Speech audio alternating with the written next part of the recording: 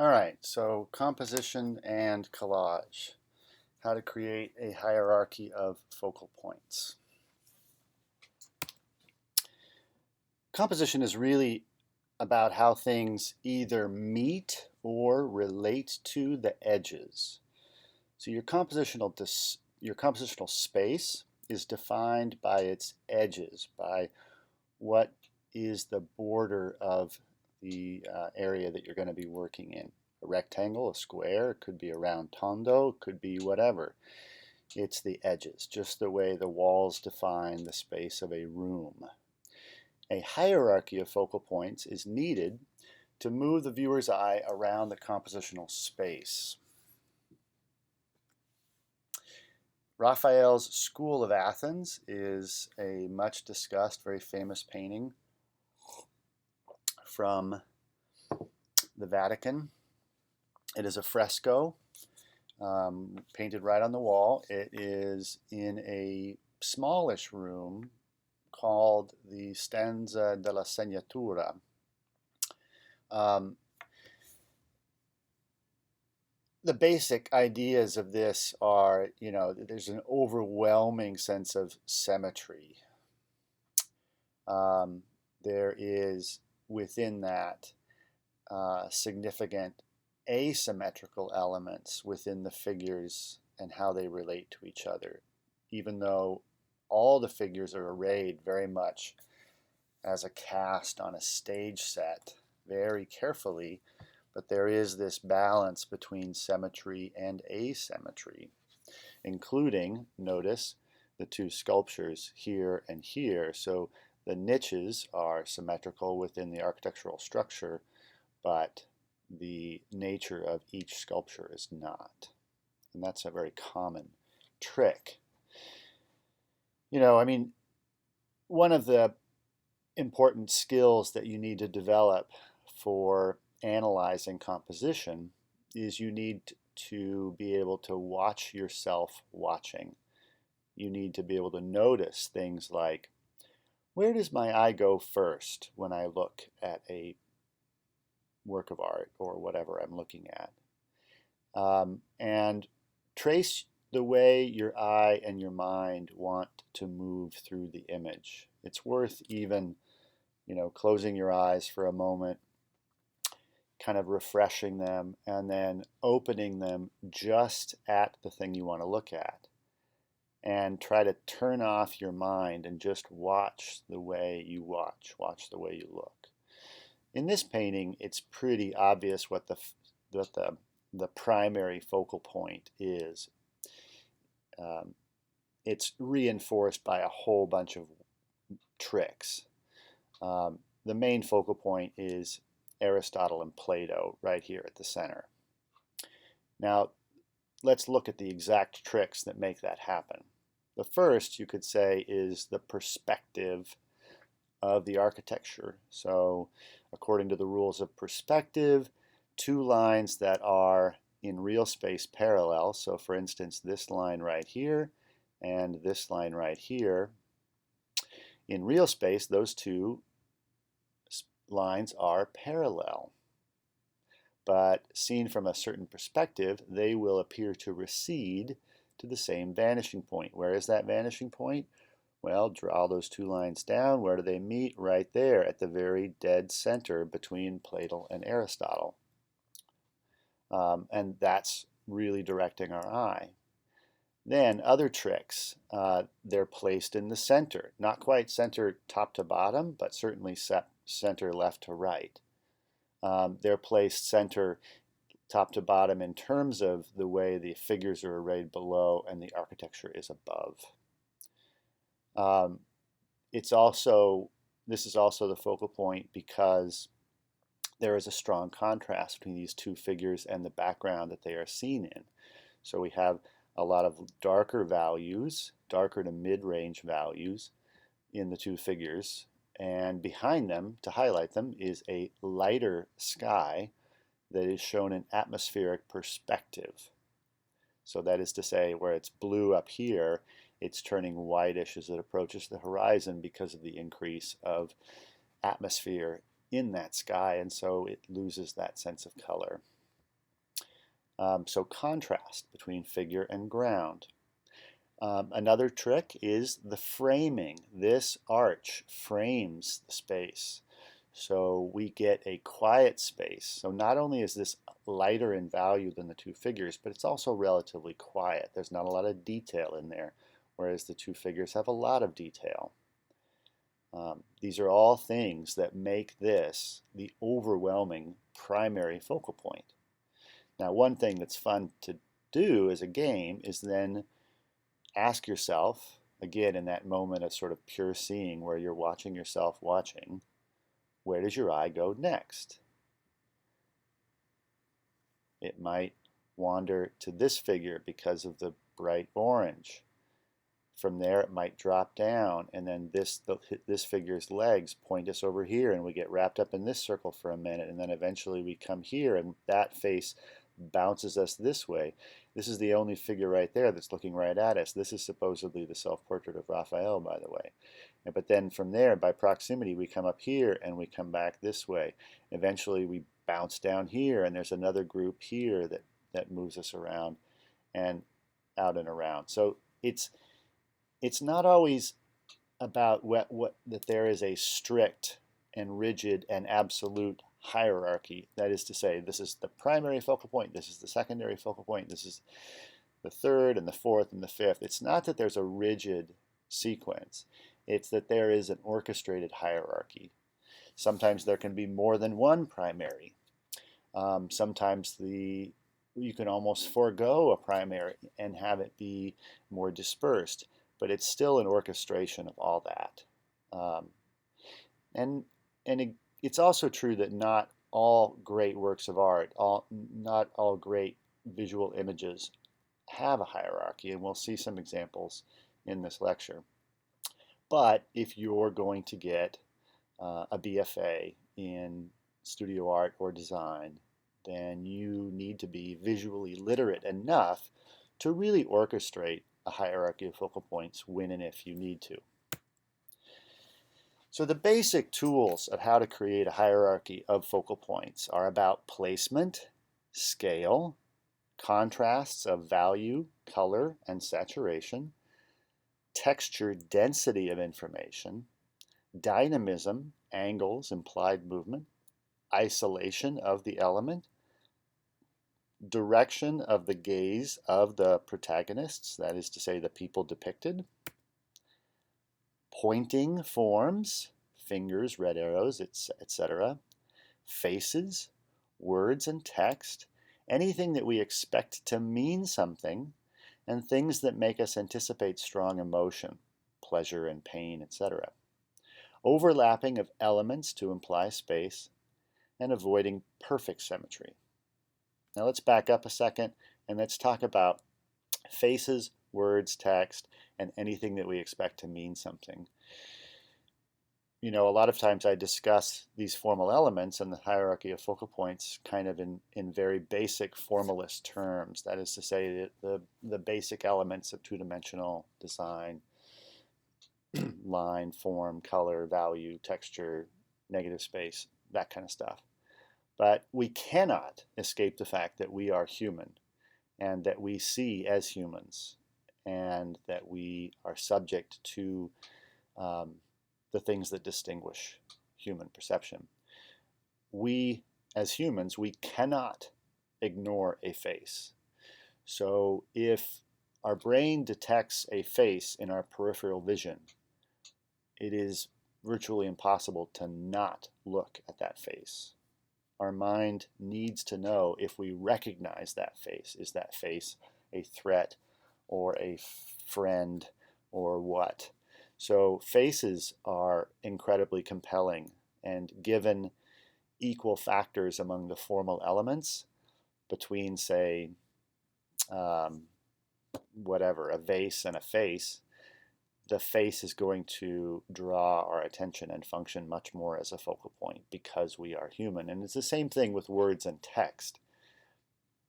If our peripheral vision perceives a word or a group of words, it is almost impossible to not look at that and try to understand what it means. This functions whether the words are in a language we speak or not. So if we understand language or information that can be quote unquote read, we as humans feel very compelled to look at it to see if we can in fact understand it. And so basically like words and text, but also you could say anything with a potential message, we really have to look. Here's an example, a Japanese painting of an unknown artist. And it's a great example of framing, isolation, differing contrasts, and overlap. So again, ask yourself, well, where does your eye go first? Now, not everybody might agree, and that's okay. You might say, well, my eye kind of goes to this area first with the fishes in the water, or maybe it goes here because of the red. But either way, you can see how from one to another we sort of cycle through in a classic S-curve this composition. And it's about bouncing our eye around through these different focal points that do still have a hierarchy. And you can see that not only are they using some of these basic tools, for instance, the flowers here are compelling as a focal point because of their color.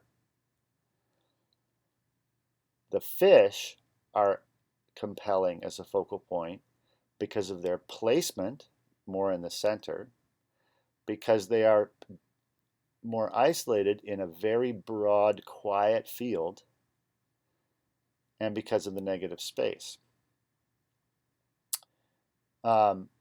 Equally, you can say that these areas, these sort of plant forms, 2 at the bottom and 3 closely overlapping at the top, are compelling because they have dark color and value, but also texture. But they have low, but those are coupled with low contrast. They have high contrast with the forms around them, but they have low contrast within themselves.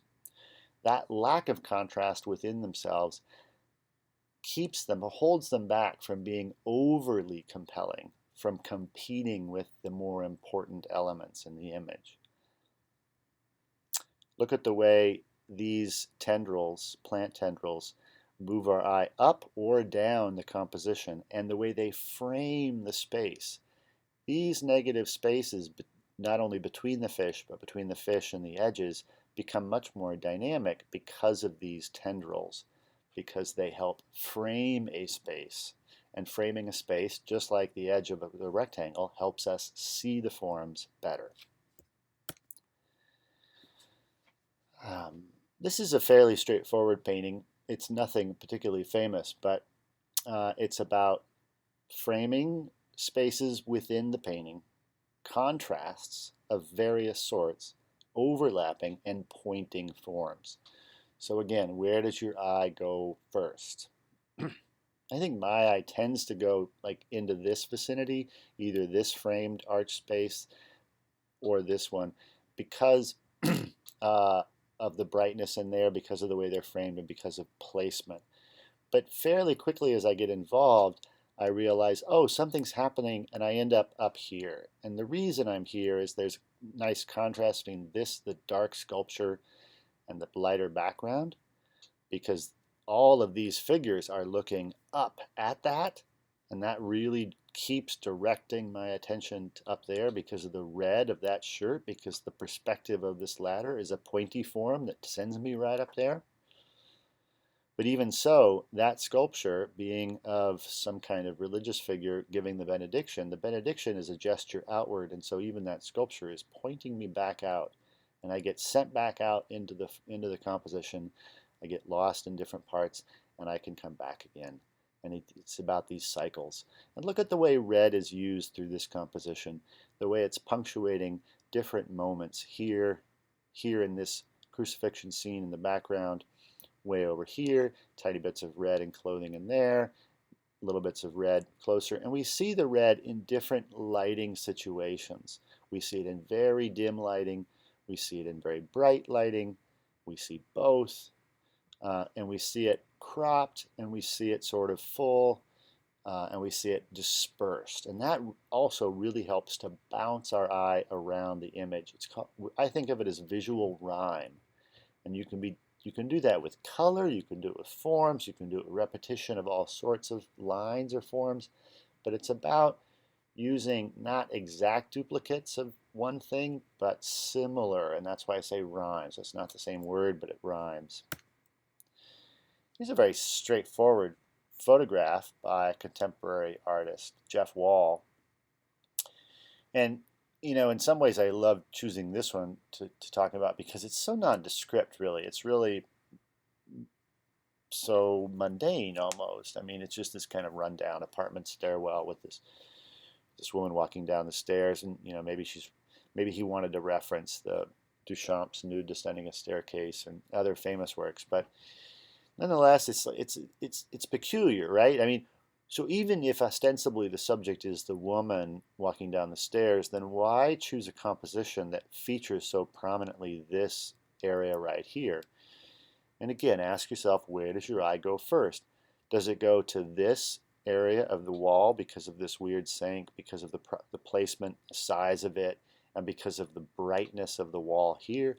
Or does it go more to the figure because of the more saturated use of color within the figure and the dynamism of the stairwell diagonal space, and even the diagonal of the paint on the wall there and the railing? Either way, you kind of bounce back, and then you have these secondary and tertiary focal points. So this space back here, this space here. What's also making either this compelling and to a certain extent that is contrast and density of information. So the density of the shadows and the highlights right here help make this compelling. Very much like the density of pattern on her jacket, the density of information around her face, the dynamism and density of the shadow that she casts on the stairwell. Those are all things that make one or the other compelling. Contrast can exist between dark and light, or between different colors, like red to green, complementary colors, or non-complementary, red to blue, or between colors of differing levels of saturation. And that one's really important. One of my rules of thumb is make sure that your image has a full range of saturation. That does not mean that if you use a red that you should use a full range of saturated levels of red. What it does mean is that you're using a red that's saturated, but you should also have some other colors that have different levels of saturation. One of the big early mistakes people make is that they make everything the same sort of out of the tube level of saturation. Use these different types of contrast in different parts of the composition. Play these tools off of each other. And this is true of all these formal tools. Play them off each other. Do not use too many of these tools in any one spot. So as you compose your primary focal points, secondary, tertiary focal points, blah, blah, blah, consciously use different tools to make each one compelling, and try not to duplicate the same tool in a different focal point. Jan Vermeer, of course, is super famous, rightly so. This one's called The Art of Painting. This is just so amazing in so many ways. It's hard to even convey and do it justice. But some of the basic elements that we can look at is, again, ask yourself, where does your eye go first? My eye goes to her first, and then him secondarily. And specifically, it's not just her, but it's the space that she immediately occupies around her. It's that point in the room which happens to be filled with that figure that is catching all that natural light coming in the window to the left that we can't even see. So it's this area of the painting just as it's that area of the room very specifically. So I'm not talking about very far away from that area, but right in there. The painter functions as a sort of vehicle for us to enter the painting. And so we see the painter's back and we understand the act of looking just as we are looking. This curtain so beautifully frames the image. It helps suck us in. This is lower contrast. It's not catching quite as much light as the female figure is. It has moments, but it's more in shadow. Look at the way the blues here reference the blue of her dress, but they're not as saturated as the blue of her dress. They don't have quite the same contrasts of the blue of her dress. Look at the floor and the way it's lighter here than over here. That helps reinforce that area as focal point too. Now her eyes are cast down, but her face is turned toward us. We get a slight implication that she is looking and possibly moving her head to the left. So even her face sends us in that direction towards the painter. His head is clearly looking left as well, his left, so that we bounce back. So this becomes this amazing tension between the two, because even though we don't see his face, their two heads are sending us back and forth. Even the book itself, because this corner of the spine, this end of the spine right there, is pointing so prominently, it helps reinforce us back that way. The line of the map that's hanging on the wall also helps connect them. And Vermeer's The Milkmaid, you know, more often than not, what I'm asking you to do with these tools is actually fairly straightforward. I'm asking you to use them and not shy away from them, but find balance with using them. So one of the things that makes this painting so great is this serene balance of these elements. So Vermeer always liked to have a window illuminating his scene, his subject. So we actually see the window in this one. So natural light coming in from that window. It's dispersed, it's beautiful, it's soft. So the left side of the figure, our left, is more illuminated, and the right side is more in shadow. And notice that the wall in the background changes value, goes from lighter to darker, and the figure shifts as being light on dark to dark on light. That shift of light to dark on light within the same figure is such a simple tool, but so effective. Here it is again. We have the hand being light on a dark ground to dark on a light ground.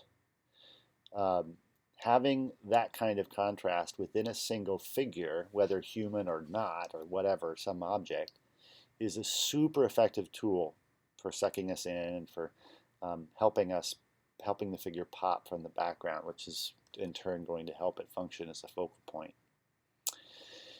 Her gaze casts our gaze down. We go to the milk, but then her arm helps bring us back up. So we can make this cycle back and forth, and occasionally we'll get lost back out in these details. And the details are amazing, by the way. You can even sort of discern what the images are on the tiles, the Delft-ware tiles there. Another very famous favorite is Caravaggio, and this is The Calling of St. Matthew. And it's a tour de force of composition, very consciously so. So here is not yet the Saint Matthew. This is Matthew gambling in some darkened interior space with others. And here comes Christ, and you could just barely see the hint of a halo there. And you see the hand of Christ kind of pointing, and Matthew is engrossed with his coins, and a bunch of the other figures are turning to Christ, and they're all like, "What? Who you calling?" And Matthew quite hasn't realized what's going on yet. So notice things like the use of light source and strong contrasts here. Caravaggio took a notion that had really been developed in Italy in the Renaissance called chiaroscuro, which literally just means light and dark. And he put it on steroids, and to such a degree that they created a new term based on Caravaggio called tenebrism, which was this highly dramatic use of light and dark. So obviously, with the way the light's entering through this wall and the way the light is cast on the figures, there's only one light source, and it's coming from the right. We don't see the source of the light, but it's to the right. And it is a little mysterious. For instance, this line of a shadow right there. So if that means is what is it, a window or a dormer or something? I'm not sure. But then there's a second light source somewhere that's equally hitting the figures, because if it were casting this line there, I'm not sure the figures would be so well illuminated from the exact same source. But that's part of the drama. The point is not to duplicate precisely a given situation. The point is to create a great image and a great composition. So once we know, primary focal point, probably these two, I would say. And then because of their gaze, we look this way. We finally notice, oh, this is Christ. And we notice Christ pointing. And then we move back. And so part of what makes this a tour de force is how Caravaggio starts us here, sends us over here, and then sends us back. So we're kind of sent on this goose chase that increases the dramatic punch of the story. Subtle things like the sword really push us back in and point us. The sword being this diagonal, it points us both down where we get rejected and we come back up, but it points us up as well. Same thing with the legs. Notice where the highest contrasts are. I mean, you can almost count the hierarchy of focal points based on the level of contrast. So these two faces have huge contrasts, really strong contrasts. Christ is much subtler. We don't even fully see his eyes in lightness. We see his cheek and his nose and his neck, and we see part of his hand in high contrast. And then Matthew his face is almost lost. And that's, I think, part of the point of the whole painting, is that we finally come to a point where we come to Matthew in the same way that Matthew eventually will look up and understand his calling and leave his den of sin and the gambling and go on to follow Christ. Caravaggio, the Crucifixion of St. Peter. Really an amazing painting. It does, it really takes away and focuses in on a very specific part, whereas earlier in the Renaissance, painters might have wanted way more figures and way more space. Caravaggio, by this time, and sort of like, this is past the mannerism and era and entering kind of the Baroque, and so he zooms in and just focuses on these four figures. That's it.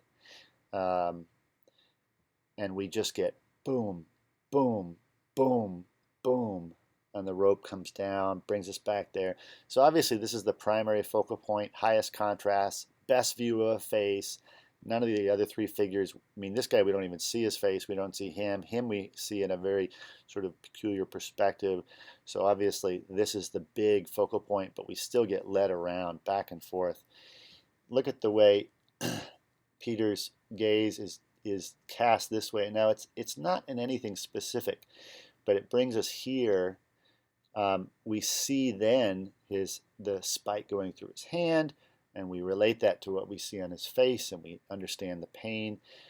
This diagonal of the cross, without this cloth, the wooden cross piece would go all the way to the edge of the painting. And Caravaggio knew that if that piece of wood went all the way to the edge of the rectangle, the viewer would just slip right off the edge. So he places that piece of cloth there to keep our gaze as we come down. It keeps us in the composition and bounces us back in via shovel, arm, body here, and then back up. And we are just zigzagging up and down over as we look at this image. And simple structural elements like that rope. The rope brings us up, the rope brings us back down. Look at those dirty feet. I love it. There was such humanity in Caravaggio's work. Another really great one by Caravaggio, Judith beheading Holofernes. So many neat things about this. I mean, again, Caravaggio, kind of like with the light source in the St. Matthew, the Calling of St. Matthew painting, the point is not that you or any artist replicate perfectly what you are seeing. The point is to create a great image. Now, there's weird things about this painting, in particular, the position of Holofernes. And so was he sleeping? He's obviously awake now while he's getting his head chopped off, but it's a peculiar position, and then even the relationship of head to his torso is weird, which it could say is part of like, well, his head's already half off, and so of course it's going to have a strange relationship to his torso. But I think Caravaggio also needed to make certain compositional decisions with this. So he really wanted Holofernes looking back at Judith. He wanted to create this moment. And he does this not only for the sake of the composition, but for the sake of the story as well. And ultimately, the story and the composition are one and the same, and they are reinforcing one another.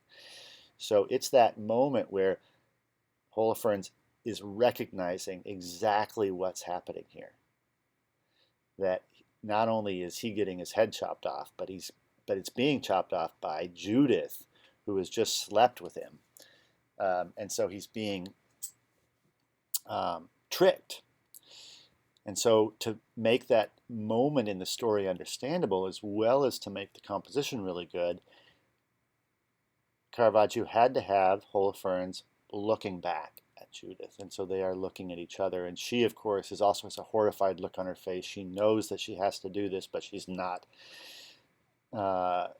She's also totally freaked out about it. And so that look on her face, whereas this woman is like, get him. So that tension between these two gazes is super important.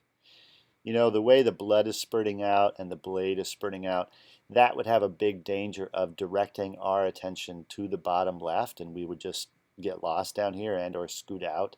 And it's again the face looking back this way and done so dramatically, so much contrast, so much expression, that it really sends us back, and we are in this loop like this, right there, boom, boom, boom, over and over and over again.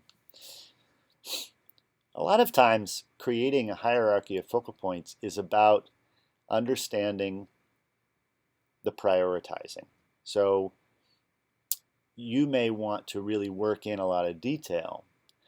And if you're proud of the way you can draw or paint drapery, you may want that to stand out. But you have to understand that this drapery could easily upstage your main characters.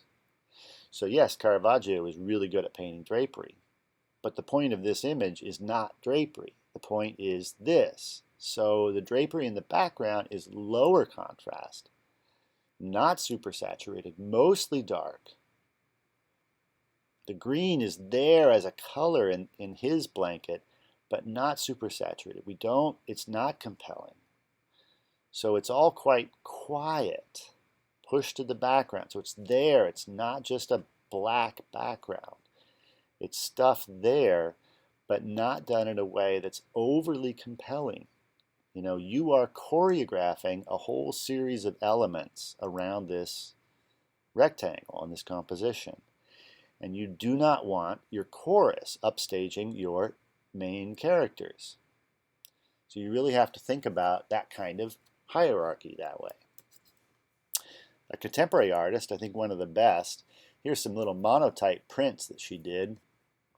Nicole Eisenmann is her name. So by the fact that the figure is a human figure, by its placement in the center, by its scale, because it's big, you'd think that the figure is the primary focal point. But the knives that she's got arrayed around the figure are much higher contrast. They are much more detailed. So here's a very obvious example of playing different tools off of each other. So in the figure, it's scale, placement, it's human, but in the knives, it's detail, contrast. So throughout your image, use and apply these tools differently. Use different tools in different parts to play different focal points off of each other. Do not use the same tool too often, or maybe even more than once. Very similar by Nicole Eisenmann. This figure, we see more face forward than this figure. That makes it a little more compelling. It's placed in the center. It's bigger, but it's low saturation, it's low detail, it's low contrast. This figure is seen in profile, horizontal, but much greater detail with the dark line work and much higher contrast. Incidentally, the big diffused figure is also reinforced by the fact that the background is echoing her shape, almost as a kind of a emanation or glow. Here's one of her paintings. God, I love this piece. There's a man staring at his phone. Here's an overwhelmingly symmetrical structure, right? You have a head with two ears, two eyes, nose in the center, it's face forward. We have a vague sense of the eyes not looking at us, but instead looking at the phone. We're on the other side of that phone, so the figure's gaze is not far from us, but it's decidedly at the phone. And then even the hands, the two hands, are perfectly symmetrical. Even the shoulders are symmetrical. So the structure of the image is symmetrical, with a slight bit of variation in the negative space between shoulder and edge here, then over here, and consequently a little more distance between this hand and edge than here and here.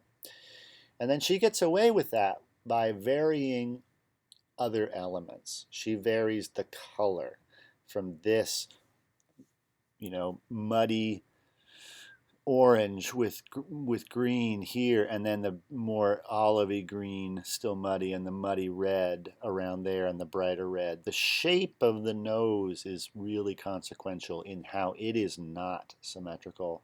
And then this weird gray and darker form up here. This strip of muted blue along there that is such a strange contrast with this bright orange. So she sets up a very symmetrical, in some ways, very similar to that Raphael School of Athens we saw. But then she breaks that symmetry with other elements so that it's not a complete overriding. And that's a great rule of thumb, is nod to symmetry and then pull away from it. So make an aspect that's symmetrical and then give us variation within that. Eric Zimmerman is a contemporary artist. He used to live in Texas. Now he lives up in Washington State. These are some of his earlier works. These works are not any longer on his website, but these are drawn on like Denryl, which is like a frosted mylar. So it's a frosted translucent sheet, and that allowed him to draw on both sides. So what you're seeing here is a mix of water-based ink, graphite, probably the white, the very faint white is like a gouache or something, and then some marker. And there's some of what we're seeing is on the back, most is on the front, but a little, I think the blue color that you're seeing is actually on the back. The graphite, so the darker parts and the line work, that's all graphite. And it's pretty meticulous. So he's either like drawing all these lines to do these architectural forms in a kind of isometric space, or he's slowly accumulating all these masked marks to create broad areas of tone. Now this is illustrative of a really basic element that I want you to pay attention to, and that is that in the architectural forms here, here, and here, there is tremendous detail, information that we want to get lost in, but it's paired with low contrast, and it's got no color saturation. And then these smoky forms that are, I'm not entirely sure what they are, they have less detail, but they have saturation and contrast of values. So the two areas get played off each other in very different tools. And he does that really effectively. Here's a bunch of his works. Again, this is a type of alcohol-based drawing ink. These lines are all graphite. This blobby form is graphite. And then there's some blue marker on the back. The white structural lines that you're seeing in here, those are defined by where he is not drawing. So he's drawing the graphite in the triangles between the struts. So there's like this architectural set of forms, and then there's this set there. So the forms out here, graphite lines, but low contrast, no color. This area, less detail, or certainly detail of a very different sort, but high contrast of value and also color saturation. The way we get this nice, rich, aquatic blue right there, and that echoes this blue, but over here it's a very different level of saturation than what we see there.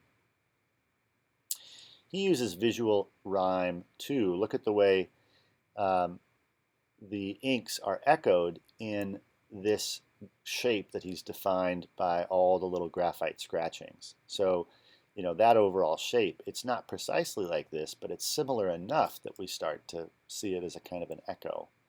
But by making that echo in a different medium, from here with ink and here with graphite, that is part of the magic. These two actually are a diptych, so that one and this one. Here's another diptych.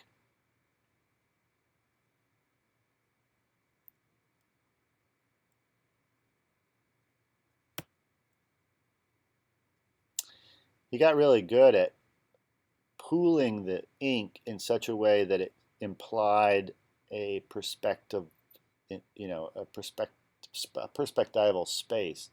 Like these three ink areas seem to be jutting out in three different directions in a kind of a three-dimensional space. Same thing there.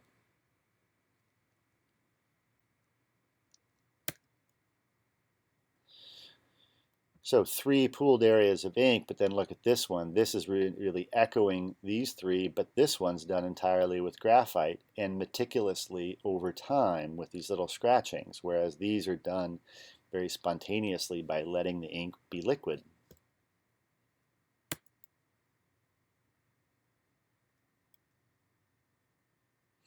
Notice that with these, none of these forms are meeting the edge. They all have generous white space around them, but they're not perfectly centered. Notice that the space between our main elements and the edge of the image will vary. So these spaces, like there to there, there to there, there to there, here to here, here to here, these spaces vary. So our negative spaces are not too repetitive. They're not dead. They're just not overly compelling either. It's still about the hierarchy. Here's one of his prints. He also is a printmaker. This is a dry point intaglio etching, so it's printed from a copper plate, black ink only.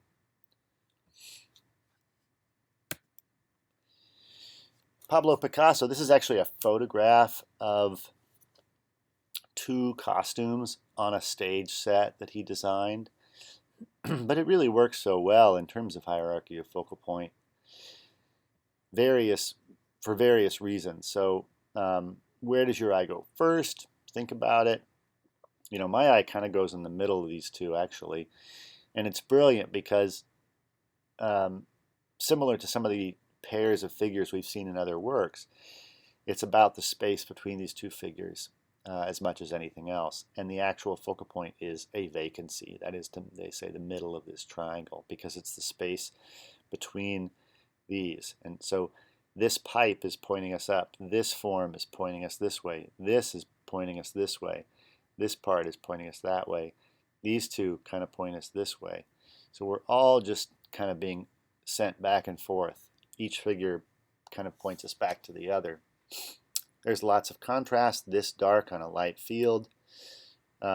This green on a light field. So dark on light, light on dark, dark on light.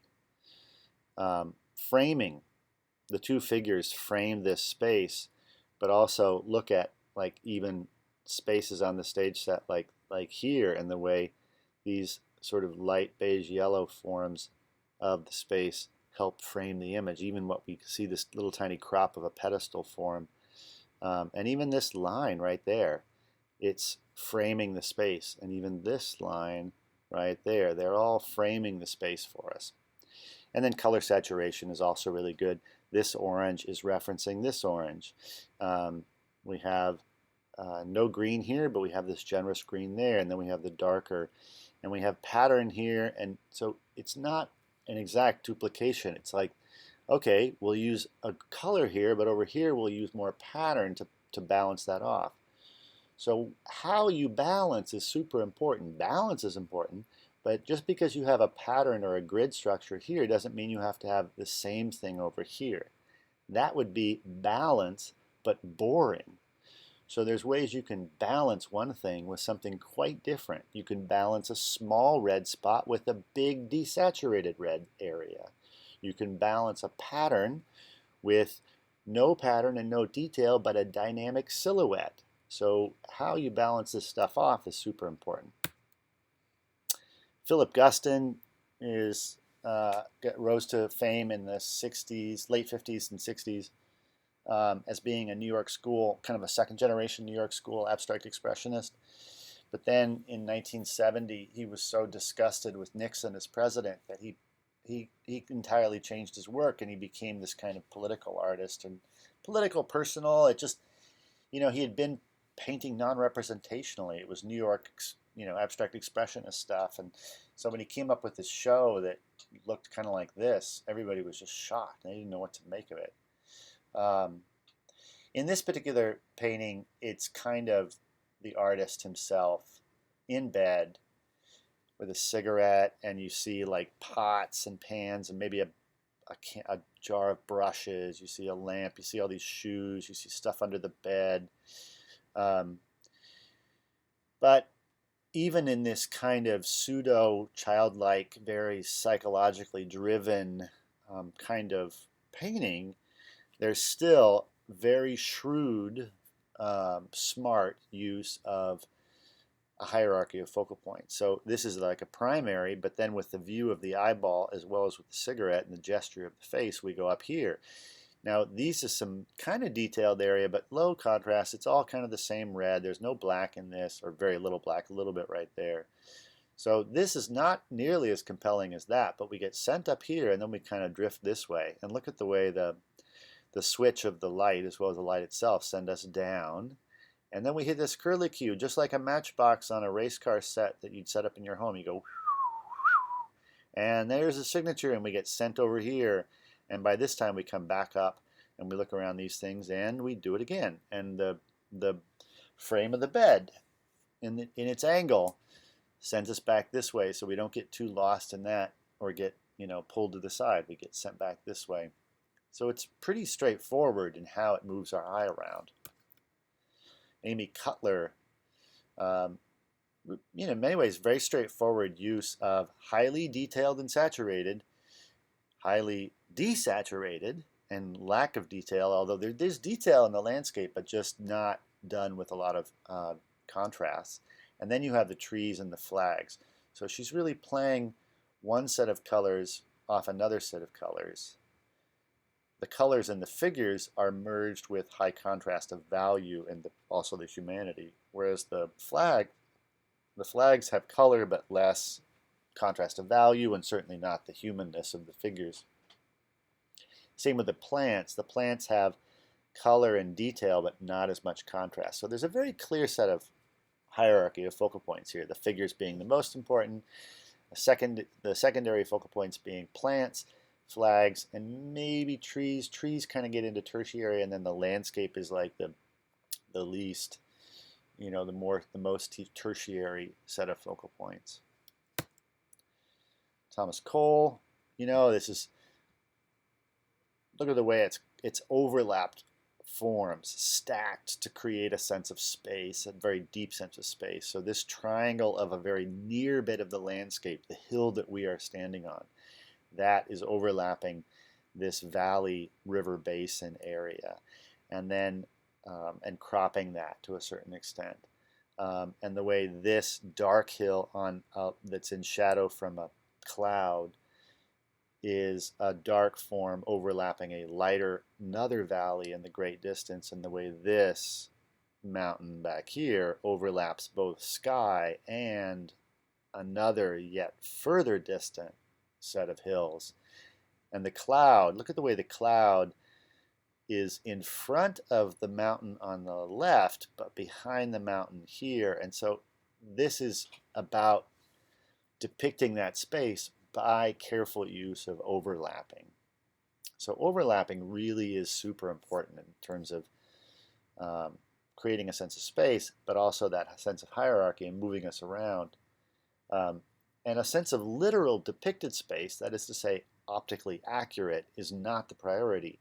But even in non-representational space, non-representational paintings, there is a sense of space in terms of what pops out, what comes forward, what pushes back.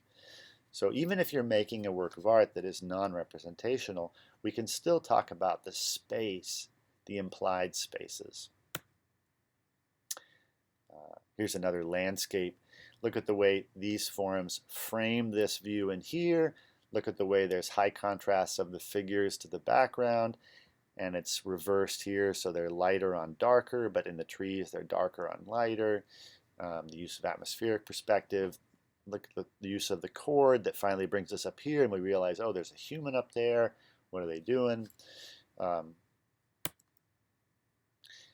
Unknown artist, Indo-Persian miniature painting, showing 3 seated figures. This is a great composition for a lot of reasons.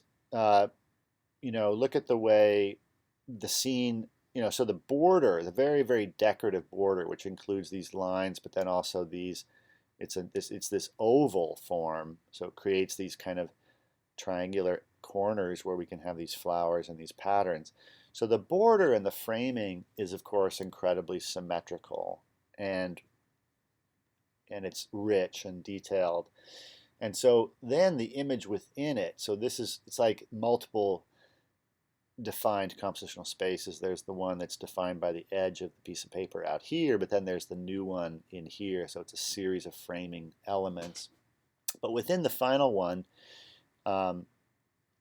none of this is perfectly centered or symmetrical. The building in the background is cropped, and we see 4 of these window spaces between columns. And we see a bit of garden that goes behind, and so again, overlap.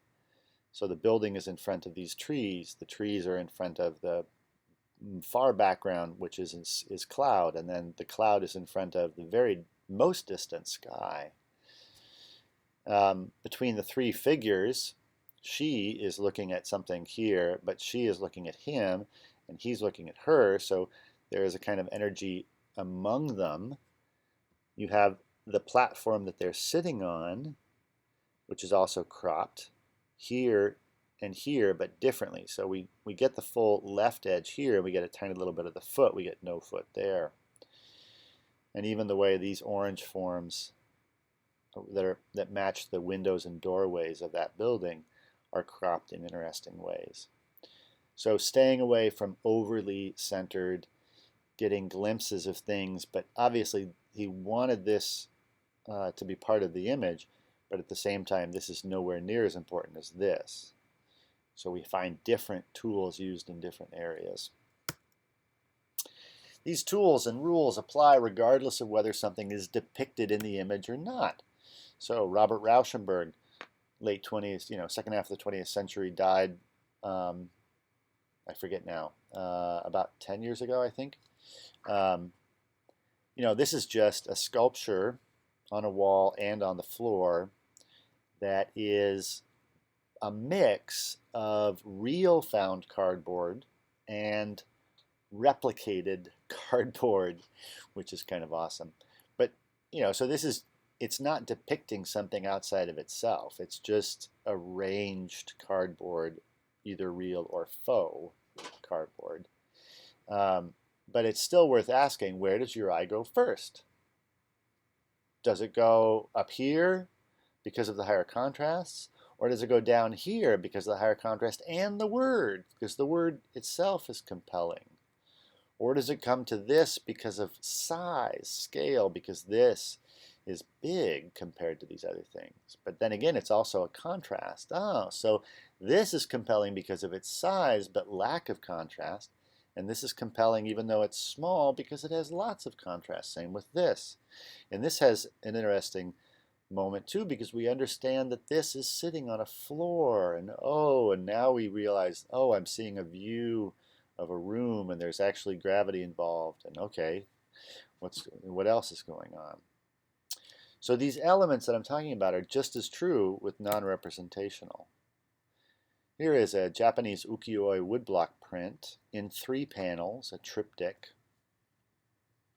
It's a great example of isolation, the way these 2 island forms are isolated within the swirling waters. It's a great example of placement. This one is closer to center than this one, and so this ends up being more of a focal point than this one. But then the artist counters that by having this little island be broken as we go from one panel to another.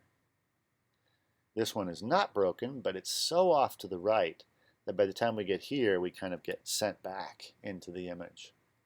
Obviously, a lot of contrast between values, darker and lighter, but also color and saturated color and less saturated color, saturated color and less saturated color. Certainly density, texture and density. So there's density in all this, but there's even more density here. There's density here, but not as much. This is not quite as dynamic as what these two are. And then certainly these very distant mountains, we have low contrast. We have a little bit of sense of light and dark trees in this one, but then by the very furthest, it's just a single layer of desaturated, kind of grayed out blue. And overlapping forms. So the way this water overlaps the island there, but the island overlaps that water.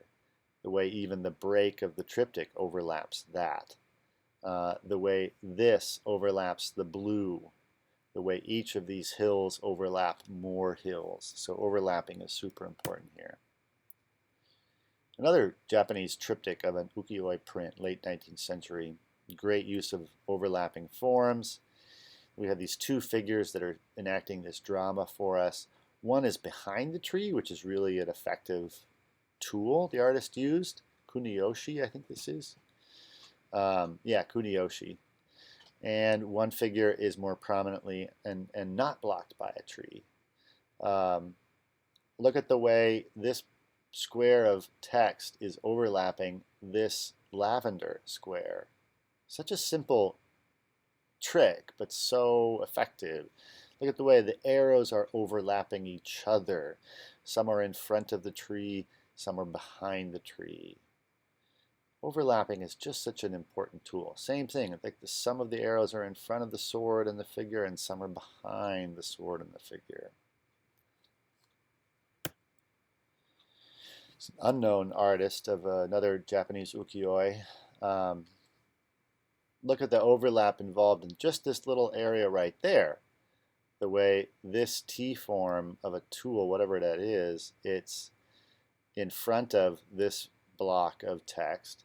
This red cord is in front of, but then moves behind the block of text. And oh, that red cord comes from this green bag that's tied with a red cord at the top, which is behind the block of text. And of course, her form and all her stuff is also just as much about overlap, the way this overlaps that, overlaps that, overlaps that, and same thing there. The use of pattern here is amazing. The way the pattern is simultaneously flat, but it also defines edges. So the way that, like, this pattern down here is cropped as it meets this line, which helps us understand that this part is in front of this part, right? Where her gaze sends us down here, we go, and then this either this or this bring us back up, and we come, and so it's just this nice pinball game that sends us around the image. Contemporary American artist Julie Meritou, she's amazing. She's great with using contrasts, masses of mark making, and of course masses of mark making. Any mark will always have a sense of direction to it, so directionality of marks and density. So she implies these infinitely, cosmically deep spaces and energies just through line and texture and value. She does use color sometimes. By the way, these are prints, these are etchings.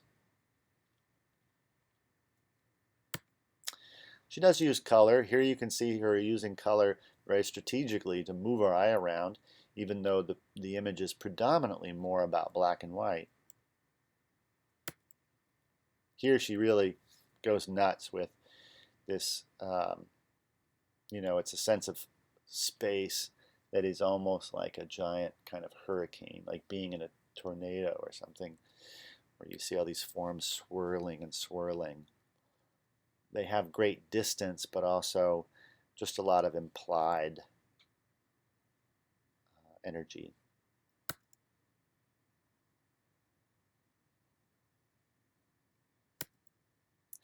Another contemporary artist, she's I believe she lives in Australia, I believe, but I don't know if she is Aboriginal Australian or what. I actually just don't know. But she does these giant drawings on paper. So I don't have the exact dimensions of this, but it's probably, could easily be like 10, 12 feet tall and maybe 15 feet wide. So really huge. And her use of negative space is really emotive. It's so understated and quiet, but it's her use of negative space.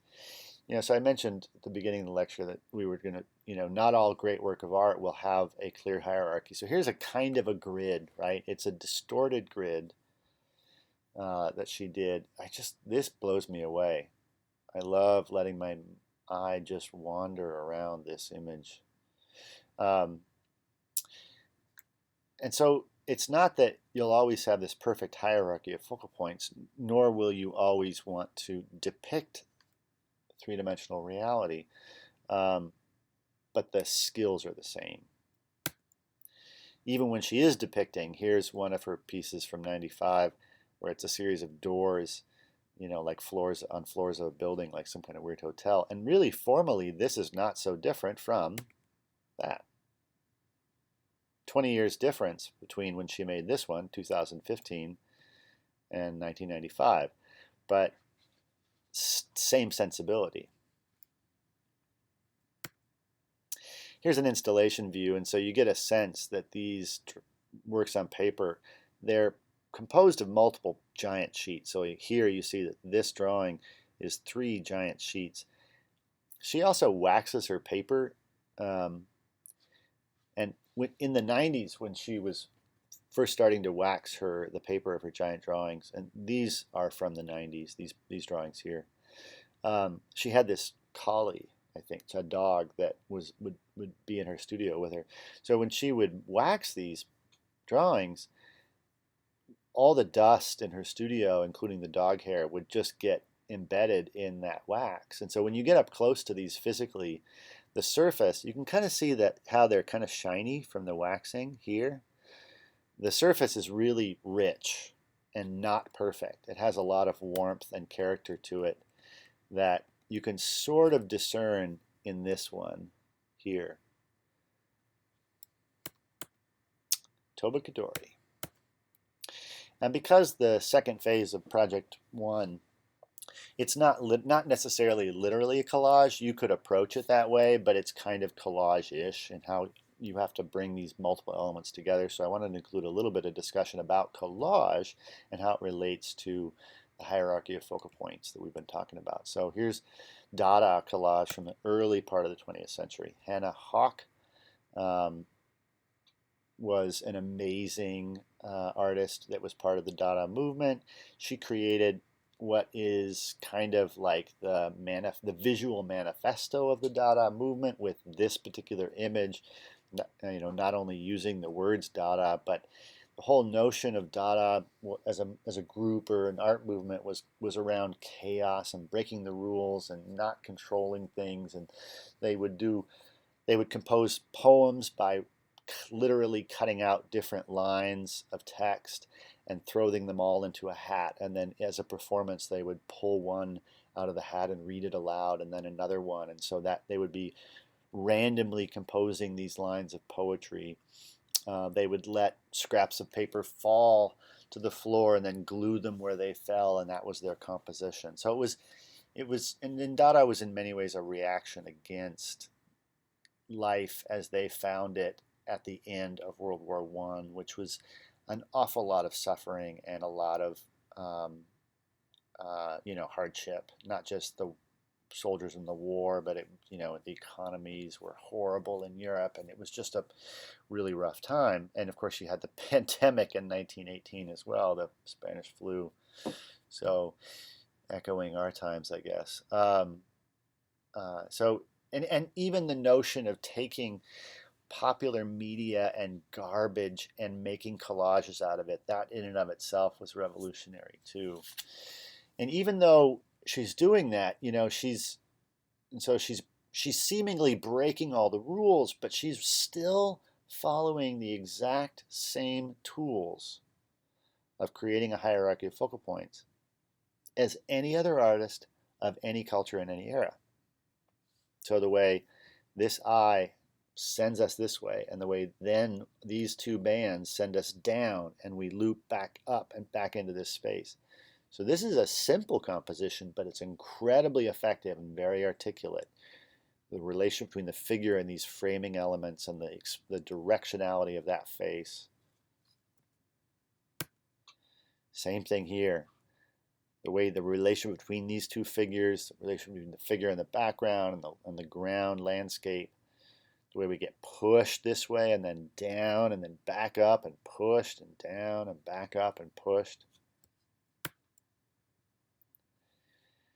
It's brilliant, so this has size and mouth and face, very compelling.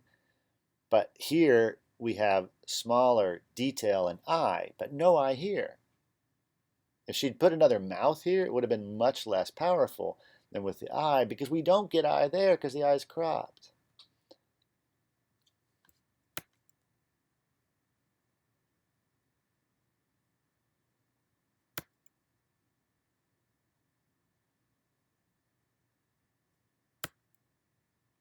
Kurt Schwitters was also in the Dada movement, and he literally would restrict himself to making a lot of these collages exclusively out of garbage he would find in the streets.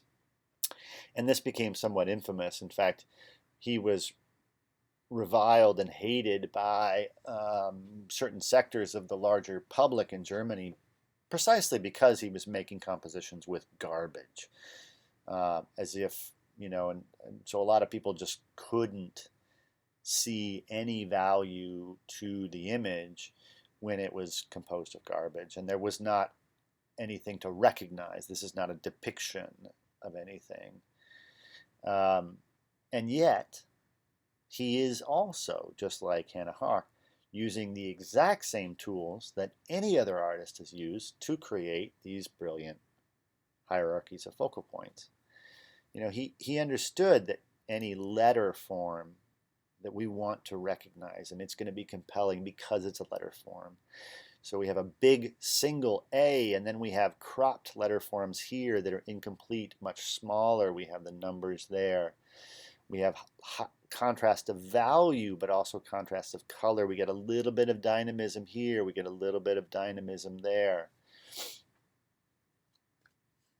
These are tiny little things. They're like little jewels.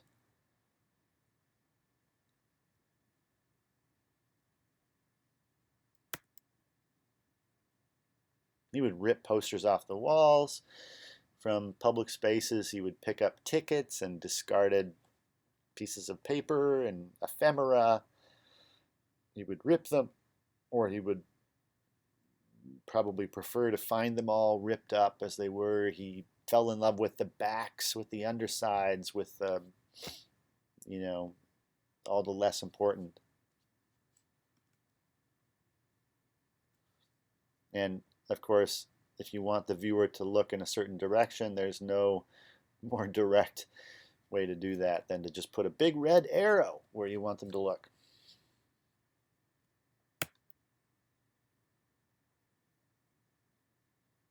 Some of the scraps were, they'd get painted on. And this is like just stuff like living in his studio. He would collect it, bring it back to the studio, and then, it sits around, it gets painted on, whatever, and then it gets cut up and put into a different piece. Stamps, envelopes, whatever, handwriting.